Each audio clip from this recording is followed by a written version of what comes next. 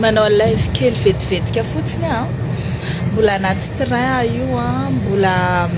mbola somary ratsiratsy ny connexion fa zany hoe 5 minutes fotsiny efa raikitra ihany ny déferrement ny Raissah zao arivo zao de efa ao amin'ny tribunal eo zareo raisin'ny tsara zay mandray ny dossier sûrement au parquet de aveo any amin'ny instruction tena hoe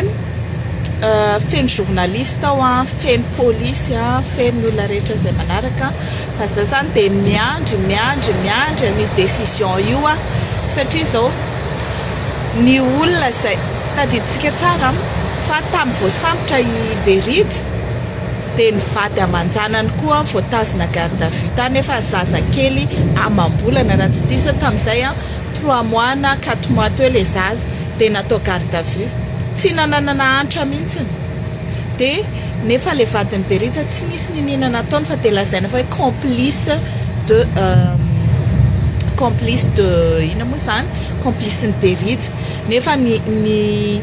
zavatra ny ampanganany Berity de hoe nanao atteinte à la sûreté de l'État nitarika olona ny grève ty zavatra ty ndray zany de mpanao rabateur andreo mpitondra rehetrarehetra zay zany tena tsy amelantsika ny ty Raissah ty izy de panera andreo mpitondra reo amin'ny afera tsy mazavazava ny afera maloto ny kolikoly karaha ohatra ka io olona io no mivoaka androany de satria manampy azy ireo mpitondra ambony izay namany ka tseketsika mihitsy zany fa de miandrytsika zao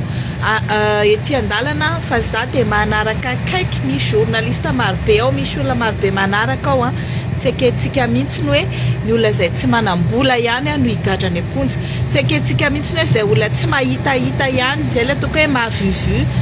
zay tsy mahavuvu ihany no andeha higadra ny amponjy tseketsika hoe izay manambola mahita lalana gauche à droite ary de andovola de hoe tsy gadra non ao misy trano vilana amboarin'ny Claudine ao amin'ny fonja ao afaka makao Raissah tsy maninona satria voaterabao fa kosa